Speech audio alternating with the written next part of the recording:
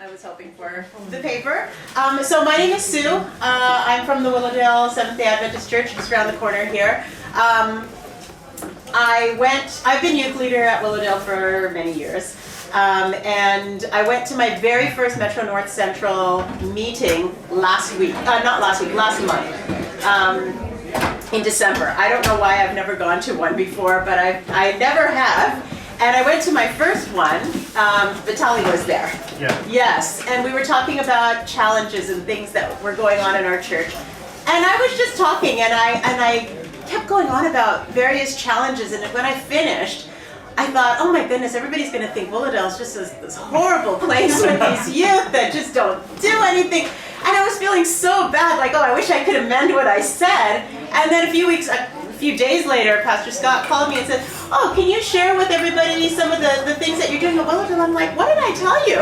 Like, what exactly was it that I said? So apparently I had said some things that were not what I thought I said, and it was perceived in some way that maybe had some ideas that could be relevant to other people. So that is how I got to be here to present you. You all are my very first audience in this type of capacity.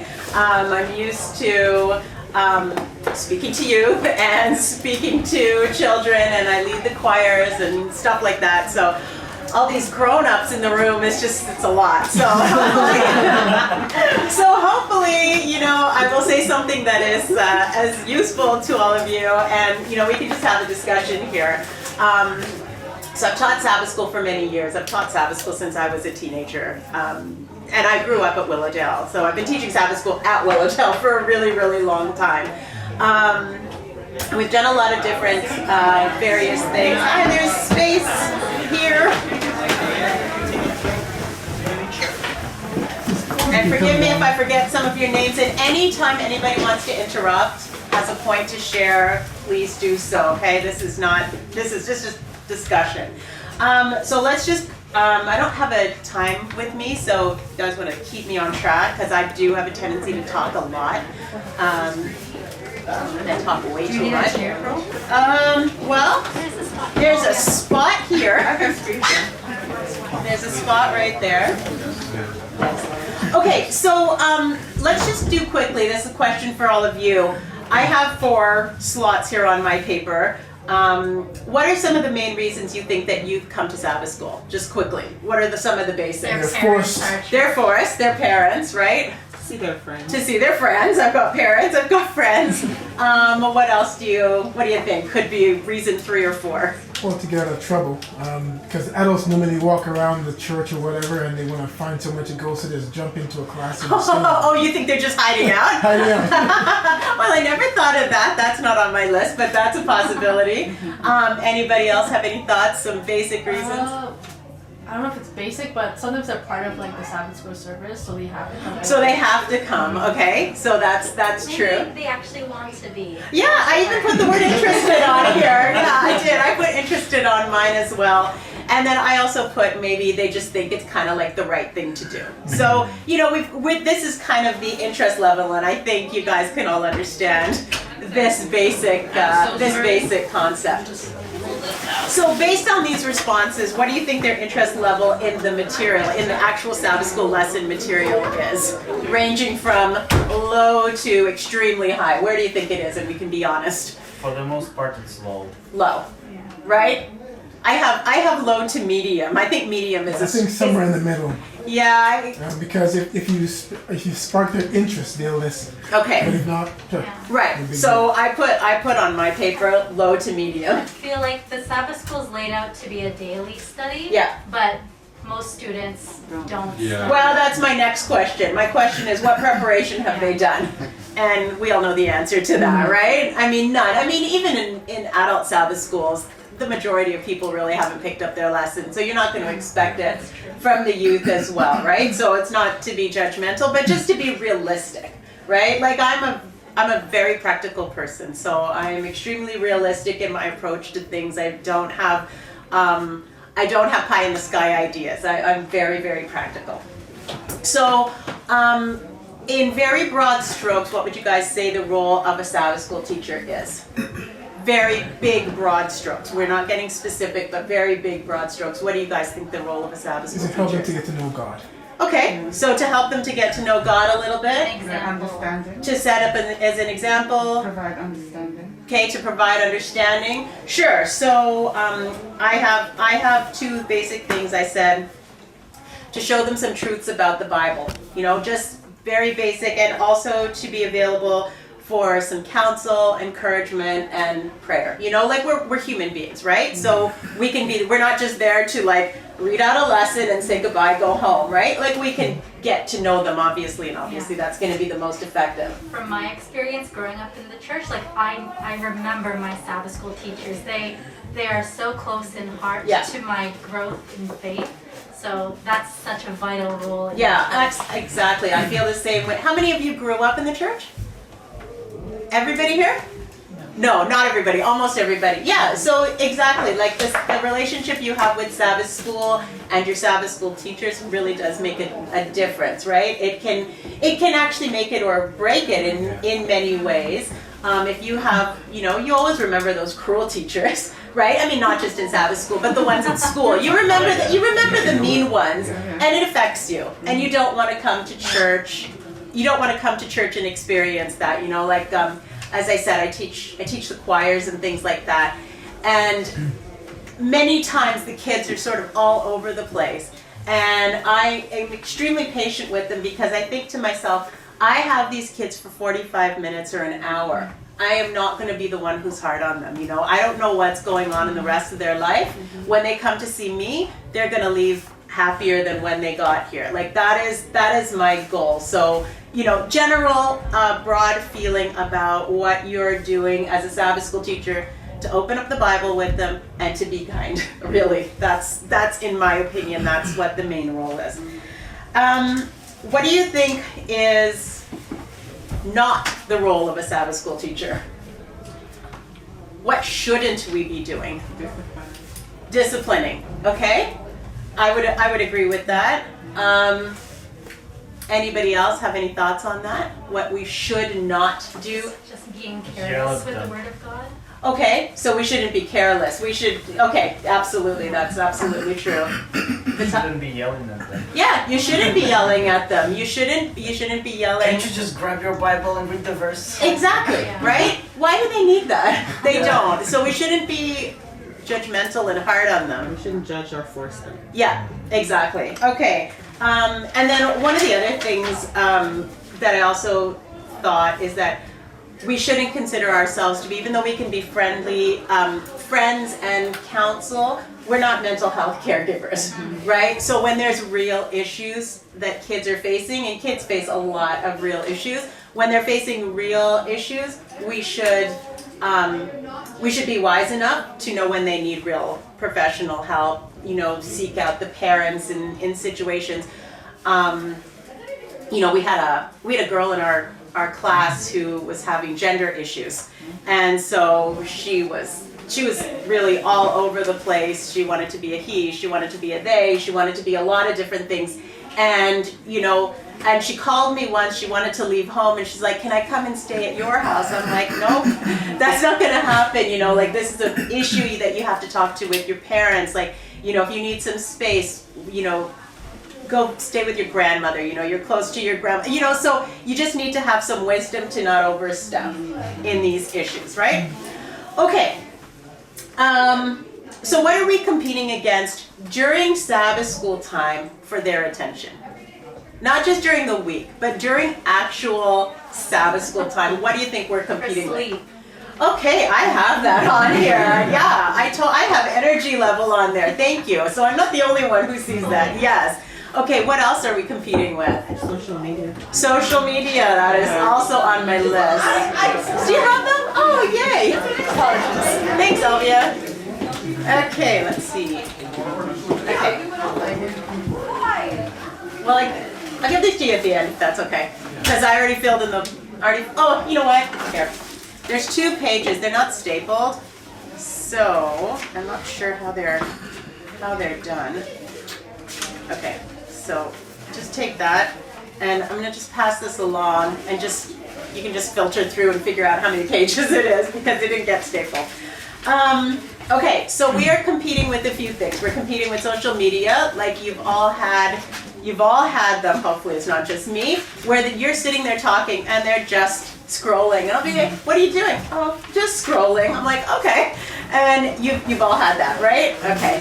And and the other thing is they're friends, right? So they can either just be texting their friends while you're doing Sabbath school, because it's easy to do, or they could actually just be talking right beside you, right? So we've got our social media, we've got friends, we've got their energy level. And I'm like, why are you guys so sleepy? Oh, we were up till 3 talking to our friends online. I'm like, okie dokie then, okay. So these are the things that we have to accept as reality, right? Like this is what is the reality of the situation. We're not going to change it. So we work around it. So I'm just going to tell you some of the things that we do. This is not a comprehensive guide. This is not a do this and everything will be successful. These are just things that I have done, that we have done at Willowdale that have been successful, and we have a good group of kids, and so and any ideas that you all have, please feel free to share. So I'm not sure what you guys do for Sabbath school in terms of physical setup, but in our class we keep the chairs in a circle. We've had many debates. Sometimes the kids want to do it in a star. They're like, let's put the chairs in a star. I'm like, okay, fine, we'll put it in a star. And then it's just strange. But some of them really like to have it in rows, because then they can kind of hide out in the back, And I'm like, but the circle for me is a great thing because you're looking at everybody. Everybody is in the same, everybody's in the discussion. Nobody's hiding away. You can see what everybody's doing, and I guess maybe in some ways it kind of keeps you a little bit accountable. So there's a physical setup to the room. We don't have tables in the middle of us, so we're all just kind of open like this, So we've got a physical setup that I think makes a difference. It's less like a classroom. And if they want to try something new, go for it. Sometimes we're in a square, sometimes we do rows. We tend to just end up back in a circle. So we've got our physical locations, our physical setup. The other thing that we have is that we have Bibles. So I purchased Bibles for our class. So we have a good set of Bibles, and when we set up the chairs, we put Bibles out on the chairs. And one of the reasons that we do this is because most of the kids don't come to church with Bibles in their hands. Even if they had a Bible, they wouldn't bring it because everybody just has their phone and they'll say, oh, I'll just look it up on my phone, right? So, old school, I like the physical Bible. It's fine to look it up on your phone. There's nothing wrong with it. But there's something nice about having a physical Bible, and it gives them something to hold, because most of them were brought up in the same way that I am, that you don't put a Bible on the floor. So you can't sit down on your chair and put your Bible underneath you. I don't know, did you guys grow up like that? You didn't put a Bible on the floor. No? Nobody ever done? No, you never. No, Not it either. You don't put anything on top of the Bible, and you don't put a Bible on the floor, right? It just doesn't happen. So you do have to hold that Bible, right? So it gives them something to hold, less use of the phone in their hand. It's a little devious, but it's okay.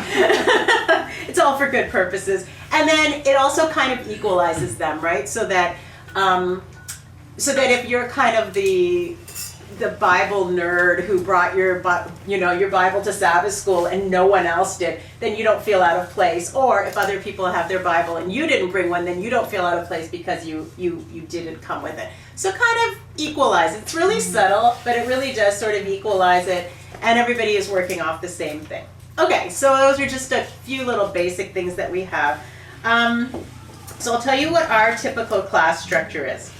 So Willowdale has slightly different times, because we start our service a little bit later. So we start our Sabbath school at 10 o'clock. I guess most people probably start at 9:15, 9:30. So we start at 10, and we look at it in 3 parts. So we go from about 10 to 10:30 as like our arrival, catch up kind of time. From 10:30 to 11, we do our lesson study. And then from 11 to 11:25, we have a choir. We have music ministry. And I'll just give you we'll just go through a little bit of each of those. So the arrival time, I don't know if you all do this, but we just have a time where we're in our circle and we go through everybody in the circle and everybody can just share a little bit about what's going on in their week. They get to know each other. I get to know them. And then you actually really do pick up a lot of things, especially if you listen. And then you can follow up with the kids on things that they said if they're like very stressed or worried about a test one week. Well, then the next week you can ask them how it went. You can, at the end of the Sabbath school, remember to pray for them that, something is going, if something is going on. There's a lot of things that you can actually learn in that little bit of time. And I don't usually just say, does anybody have anything to share? Because nobody will share anything. We just start. We just start and we just go through. So that's something that is, a really good time to connect. You can obviously share your own personal experiences and stuff like that. You don't want them to walk into the Sabbath school room, have it silent, and just be rigid about everything. So lesson study. Everybody knows.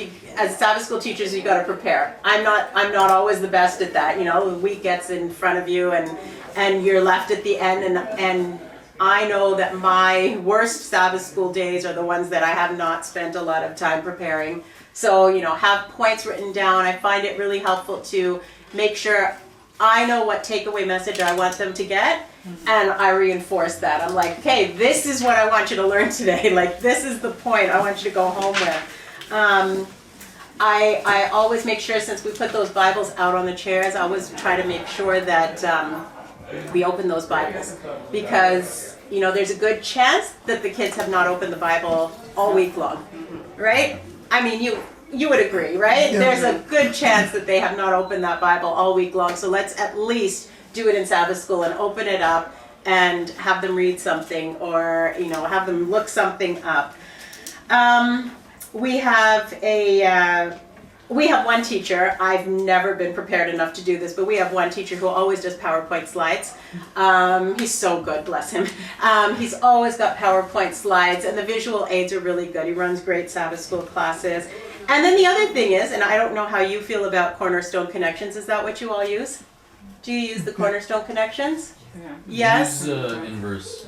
Inverse. Isn't that for the collegiate? Yeah. Yeah. That's The young collegiate. That's the collegiate. Okay. Yeah. So for the high school class, the curriculum is the Cornerstone Connections. Yeah. Vitaly, were you shaking your head? You don't use that? No, we just go with the adult Sabbath school, but we try to make it like A little a easier little to easier, digest? yeah, to Okay, that's digest, interesting. So that you just like you said, you have main points and some questions to people, Yeah. and you just discuss it. We pretty much do the same as everyone So else. I personally find the Cornerstone Connections a bit challenging. I find that it's very it's less practical and harder for them to apply it to their lives, and it's kind of like very cerebral. For example, this week's lesson is on Eve, Adam and Eve in the fall, right? And they ask questions like, here. So they ask questions like, what key words and emotions are central to the message of this story? It's like, no one is, okay, I can see your eyes, like, oh, here we go again. Exactly. So, you have to look at what it is that they're asking, and then maybe you can take out something else, So, for example, for me, for this lesson, I'll say, well, how did Eve get to her sin? Did she just, all of a sudden, she was standing beside the tree and then it happened? No. She saw it. She thought about it. It was in her mind. She left Adam's side. She did all those things and then related back to, how does this relate to you? Like, you don't just walk into a store, steal something and go. No, you thought about it. You looked at it. You thought about ways to do it. Like, it was in your mind. So if you apply it to your life like that, and then you can think, well, at what point could she have stopped? At what point could you have stopped? Where is it harder? Where is it easier? If you ask questions like that are more relatable, I think you can get more out of the lesson. So I personally have some challenges with the Cornerstone Connection curriculum. sometimes I find that these things, even from the young children's age, Sabbath school classes are meant for like these idyllic situations where all the children are sitting nicely and with their Bibles open and ready to learn and discuss, and it's like that only happens in Little House on the Prairie and nowhere else. So, we have to be a little bit more creative. So those are just some of my thoughts on the Sabbath school. And then, as I said, the third thing that we do from 11 to 11:25 is our choir. And this is I'm very passionate about choir. I teach the children's choir and the junior choir at church, and I wanted to have a choir for the high school. The only time, because I'm doing these other... Really? Yes. Oh my goodness. Okay, I talk too much. Okay. Choir is really important, and it works really well in that time slot because you get a lot of people who can participate, and with choir you get a lot of ways for people to use the ministry, and they can serve in many, many different ways with the music ministry rather than having choir practice at a separate time and trying to get that energy going. It's like it works so nicely at that time of day just to get a little music ministry going. It's really low key. Nobody feels overly stressed about it. They're already there, and it's a lot of fun. Okay, so let me tell you some of the things that we have done as different type of classes. So you've all done these, lesson study typical thing. So I'm on my second to last page on my 8 typical classes. So obviously we have to have flexibility in our programming, right? Can't just do the same thing over and over and over and over and over again. So some of the things that we've done. One day, I don't know if it was because I hadn't prepared anything or because I thought of it. No, I must have prepared this. I said, let's do Mother's Day cards. And they're like, what? And I said, and I had supplies, I had cardstock, I had papers, I had scissors and, stickers. And they're like, are you serious? I'm like, yeah. When was the last time your mom got a card for Mother's Day handwritten? And they're like, okay. And so they all made Mother's Day cards. They had a great time. My supplies were all gone. We had Bible verses that I said, you have to write a Bible verse, like at Sabbath school. So we have to write a Bible verse in here somewhere. So that was a class that we did, something fun for them. We watched this really great YouTube video. I don't know if anybody has ever heard of Nabil Qureshi. You gotta have to look him up. It was a fantastic testimony of his conversion from Islam to Christianity. What's that? Nabil? Yeah, it's on the handout. It's on the handout. Nabil Qureshi. Have you watched it? And did you watch the follow-up of the... It was 2-part. It was fantastic. The kids were just like gobsmacked, just watched it, it was amazing. They loved that one. We've had guest speakers come in. I can't remember their names, but there was a pastor and his wife who came in and talked about dating and their courtship. Things like that. The kids really enjoyed that. And then there's something that's new that we've done. So we've combined with men's ministry. Well, we've really started this as a women's ministry, but the men's ministry has sort of fallen together. So we have a bit of an issue between high school and collegiate in Willowdale, where you have a good high school class, and then when they get to the collegiate age, they disappear. And I don't know if other people find that challenge, but we have that challenge. And a lot of it is because a lot of kids go off to school. However, there's a lot who are left back, and they still don't come because their friends have left. And so what we're trying to do is what we've now done once a month. We combine the class, we combine the high school and the collegiate class, but then we separate it so that it's just the women and just the men.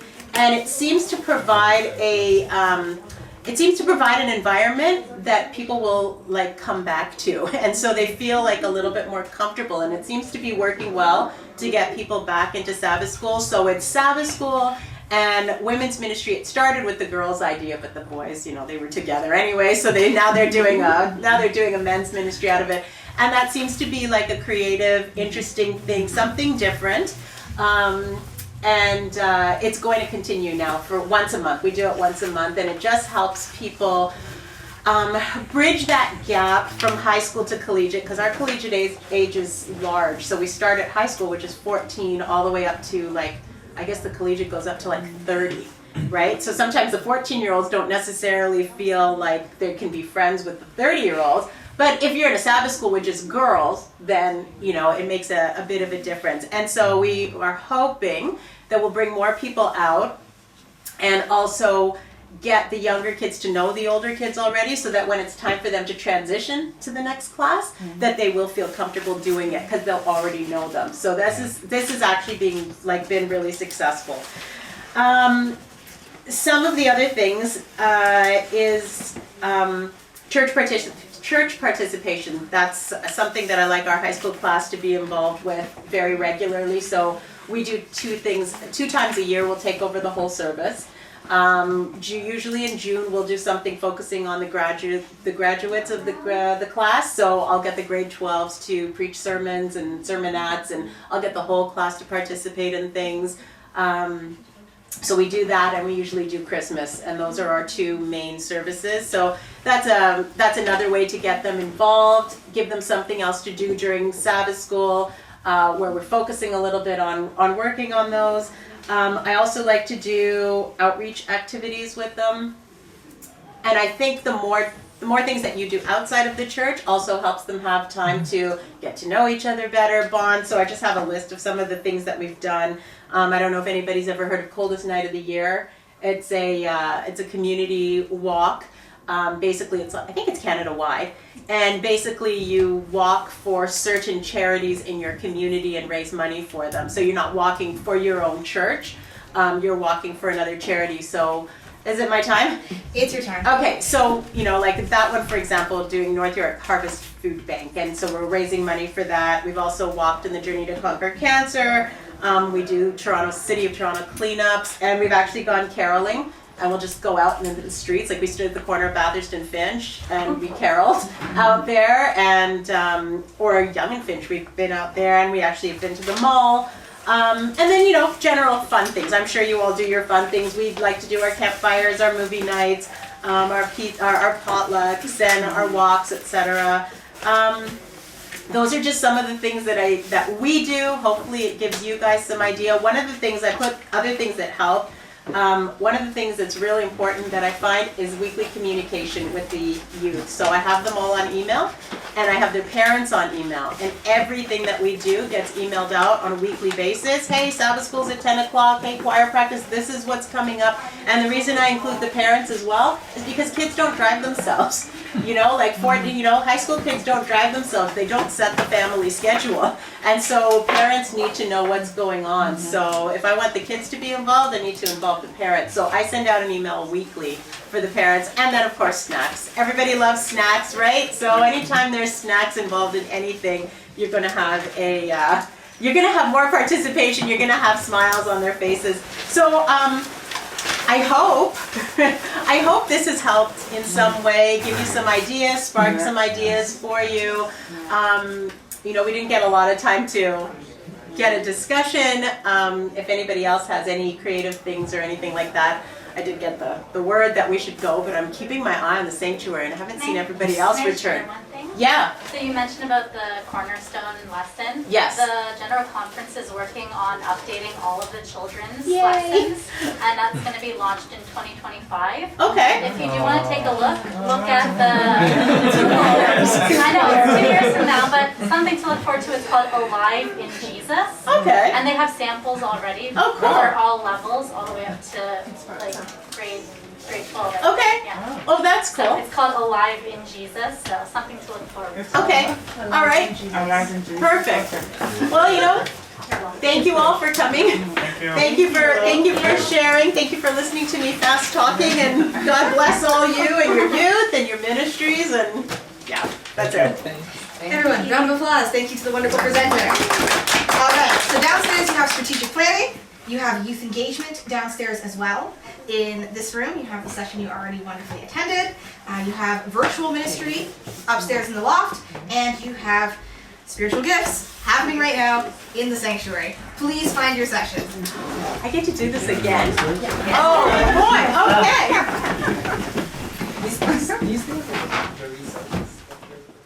I do not.